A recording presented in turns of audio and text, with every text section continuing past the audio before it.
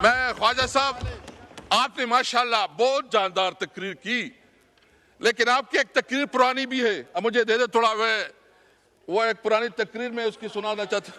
Budget में इस वक्त इनकी एलोकेशन हुई है, उनके ऊपर इनका हक नहीं बनता, लेकिन आज भी ये पूरी इम्प्यूनिटी के साथ अपना सीना चौड़ा करके डिफेंस ये असद साहब ये चलाना मुनासिब नहीं है। मैं सिर्फ आप तकरीर में बात कर लें। ये आपका देखे, हमारे लीडर इमरान खान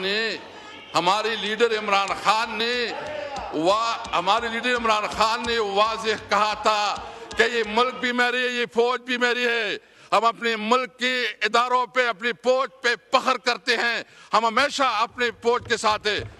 लेकिन इसका मतलब नहीं है कि आपके पास कोई शर्म और हया है, कोई शर्म और हया है। आप इस वक्त जिस इस सीट पे बैठे हैं, क्या आप इस सीट को आवाम ने आपको दिया है?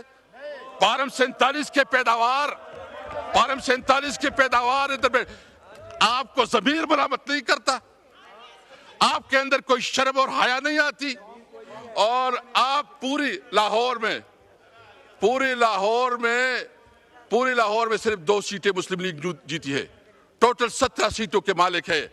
और चोरी और किसको कहती है? तुमने तो मैंडेट चोरी किया है। और तू जो तनख्वाह ले रहा है, हराम तनख्वाह ले रहा है, और तू जो प्रिविलेज ले रहा है, हराम प्रिविलेज ले रहा है। तुम जो कानून सारे ये फिर कहते हैं कि तुम सब कुछ एक लीडर के इर्द गिर्द कर रहे हो। जनाब स्पीकर, मैं पूछना चाहता हूं, 26वीं आईनी तरमीम किस लिए पास की गई?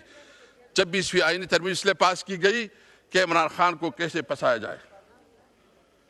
मुझे बताएं, कभी ऐसा हुआ है कि अदालत बात जाती है, अदालत को ताले लग जाते हैं इमरान खान की जमानत के लिए?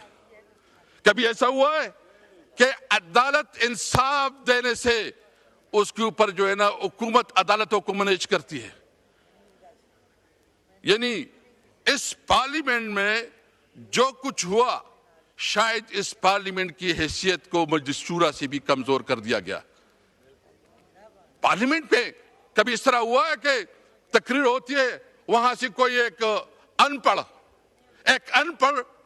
जो शायद आप उसको कह के दरखास्त लिख के, वो दरखास्त नहीं लिखेगा, लेकिन वो यहां बैठ के अपोजिशन लीडर और एमएनएस की प्रिविलेज को तोड़ा ब्रेक कर रहा है और उसकी तकरीरों को काट रहा है। इस पार्लियामेंट की हैसियत क्या रही?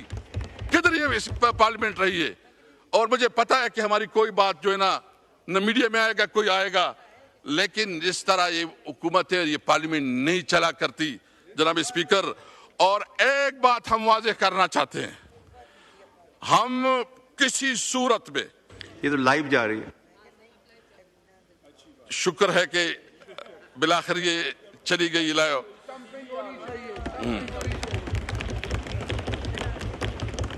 जनाब स्पीकर, इमरान खान जो कि पाकिस्तान का सबसे मकबूल लीडर है, जो कि हमेशा पाकिस्तान की सॉवरेनिटी की बात करता है, आज़ाद खारिजा पॉलिसी की बात करता है, ये इनसे हजम नहीं हो रहा। आप जितना करे जुल्म करे, जितना तुम्हारा बस चले चलाओ, गोली चलाते हो, जेल भेजते हो, जो कुछ करना चाहते हो करो, हम डट के करे रहे इंशाअल्लाह। इमरान खान कहता है कि इस हथकंडों से इमरान खान आप इसको कमजोर करेंगे, आप उसको कंप्रोमाइज करेंगे, ये आपकी गलतफहमी है। पूरी पाकिस्तानी कौम जो है ना इमरान खान के साथ खड़ी है। मैं इस वक्त दूसरी इश्यूज जो अपनी सूबे के हवाले से 2-3 इश्यूज हाईलाइट करना चाहता हूं जनाब स्पीकर।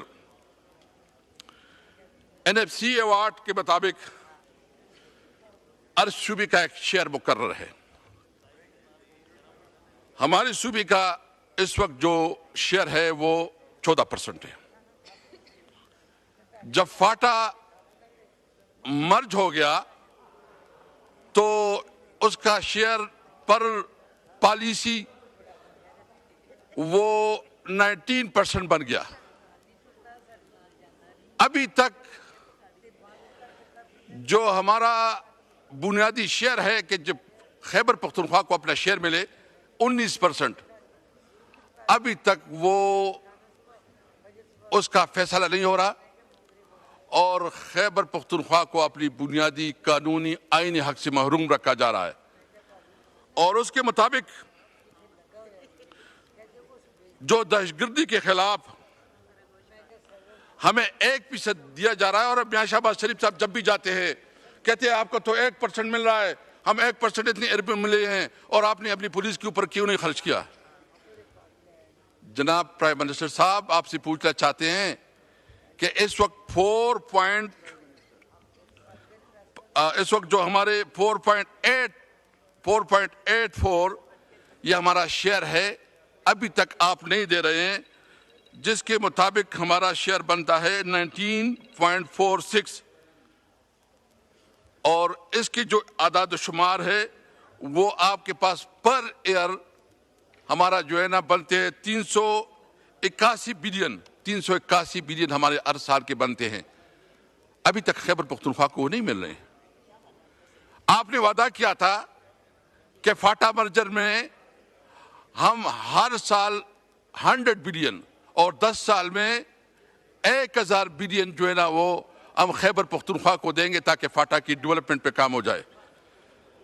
अभी तक वो पैसे कहाँ हैं? गुज़िश्ता 6 सालों में 478 बिलियन रुपए जो है ना उसकी अदम अदायगी अभी रहती है। इसके अलावा पीएचडीपी में जो इन्होंने शेयर रखा है, कल उमर साहब बता रहे थे 55 करोड़ रुपए टोटल पीएचडीपी में इन्होंने शेयर रखा है। यानी एक सूबे को आप अपने एनएफसी का जो शेयर है उससे भी महरूम रख रहे हो। जो 3% कमिटमेंट की गई थी कि तमाम सूबे 3% शेयर देंगे और वफाक देगा 3%, अभी तक सिर्फ खैबर पख्तूनख्वा अपना 3% दे रहे हैं, बाकी कोई सूबा और वफाक अपना शेयर नहीं दे रहा। आप एनएफसी में हमारा ड्यू शेयर नहीं दे रहे, आप जो कमिटमेंट है 3% वो पूरा नहीं कर रहे हैं। आप हमारा जो इस वक्त सिर्फ नेट हाइडल प्रॉफिट पे जो हमारा बनता है 123 बिलियन 123 बिलियन रुपीस हमारा नेट हाइडल प्रॉफिट में बनता है, वो नहीं दिया जा रहा है। जो टोबैको में हमारा बनता है वो नहीं दिया जा रहा, टोबैको सेस में। तो ये तो इस किस्म की है कि पहले जब अंग्रेज के दौर में जब किसी गांव में एक शख्स कोई कार्रवाई होती थी तो पूरी गांव को सजा दी जाती थी। तो खैबर पख्तूनख्वा के अवाम ने पीटीआई को वोट दिया और इसकी वजह से पूरी खैबर पख्तूनख्वा को कलेक्टिव पनिशमेंट दी जा रही है। उनकी बुनियादी हुकूक और उनकी बुनियादी फंड नहीं दी जा रहे हैं। और ये अभी से नहीं है, जब से पीडीएम की हुकूमत बनी है। यानी क्या गुनाह किया? क्या वो इस मुल्क की इकाई नहीं है? क्या कानून और आइन के मुताबिक वो इस मुल्क का हिस्सा नहीं है? क्या जो हमारा हक बनता है, हमारा शेयर बनता है और आइन और कानून के मुताबिक हमारा शेयर बनता है, आप हमें नहीं दे रहे हैं? जनाब स्पीकर, मैं किसी को नहीं चाहता कि वो इस हालत तकलीफ से गुजरे जो कि हमारे फाटा के लोग गुजरे हैं। आप सोच सकते हैं, आप इमेजिन कर सकते हैं कि पूरी की पूरी गांव वो उजाड़ दी जाए, वो माइग्रेट की जाए, उनके ख़वातीन, उनके बच्चे, उनके बुजुर्ग दूसरों के डेरों में, मस्जिदों में, घरों में रुल रहे हों, और फिर आप इसको कहें कि नहीं यहाँ तो आप जो है ना स्मगलिंग कर रहे हैं। यानी इस वक्त फाटा के साथ स्टेट ने क्या क्या है? क्या वहाँ इंफ्रास्ट्रक्चर दिया है? क्या डेवलपमेंट दिया है? क्या कॉलेजेस बनाए हैं? क्या रोड्स बनाए हैं? क्या क्या है? और जो इस वक्त फाटा को मर्ज करके उसका सारा बोझ सूबे पे डाला गया है, सूबे की अपनी फाइनेंशियल पोजीशन इतनी नहीं हो सकती कि वो पूरा बोझ को उठा सके, और वफाक अपना शेयर नहीं कर रही है। तो ये बुनियादी तौर पर कलेक्टिव पनिशमेंट है जो कि खैबर पख्तूनख्वा के अवाम को दिया जा रहा है। हम इसकी भरपूर मजम्मत करते हैं। और अभी एक नया टैक्स जो है ना, जो फाटा और फाटा के ऊपर जो है ना 10% टैक्स, फाइनेंस मिनिस्टर साहब बैठे हैं जो इन्होंने फाटा और फाटा के ऊपर नया टैक्स लगाया है, मिनिस्टर सेल टैक्स लगाया है। मिनिस्टर साहब आपकी तवज्जो चाहिए जी, आपकी तवज्जो चाहिए। फाइनेंस मिनिस्टर साहब आपकी तवज्जो चाहिए। जो आपकी, मैं वो आप मसरूफ इसलिए मैंने आप कहा कि जो फाटा और पाटा के ऊपर जो टैक्स लगाया, सेल टैक्स लगाया है 10%, आपने गुज़िश्ता पहले साल जो है ना मेहरबानी की थी, इसको विड्रा किया था। तो मैं पूछना चाहता हूं कि क्या ऐसे किस्म के इकदाम हुए? देखिए, जो फाटा और पाटा पे जो टैक्स की छूट थी वो इस वजह से थी कि वो वॉर एंड टेरर की वजह से सबसे बुरी तरह मुतासर रहा। अभी तक वो इलाका उस सिचुएशन से नहीं निकला।